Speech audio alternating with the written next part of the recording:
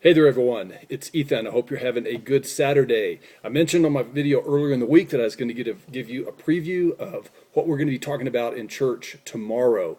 And, over the last few weeks, we've been pursuing this idea that the greatest desire that God has given us is to know Him, is to know His presence. And last Sunday, we discussed the idea of how we often confuse knowing God with God just doing things for us, blessing us when we defined blessings in terms of any type of positive change to our circumstances.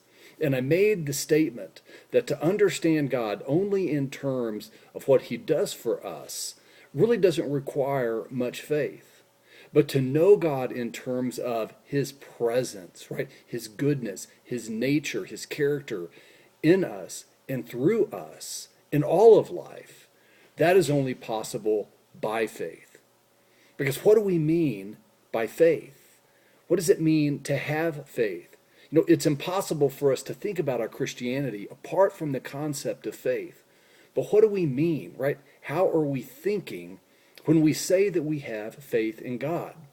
There's a verse in Hebrews chapter 11. Hebrews 11, verse 1 says, "Now faith is being sure of what we hope for and certain of what we do not see."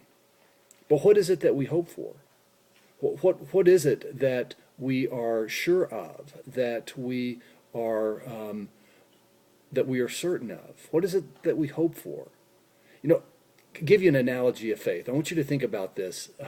If you see this video on Saturday, between now and tomorrow, is faith a tool or is faith a door?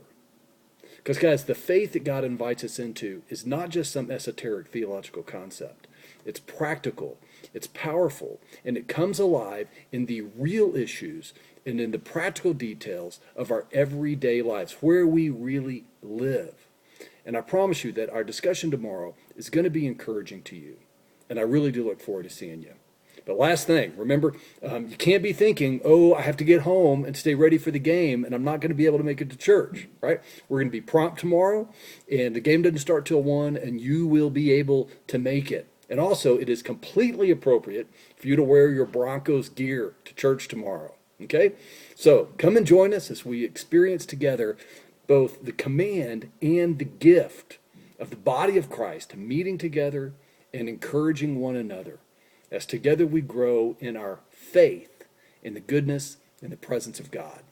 See you then. Go Broncos.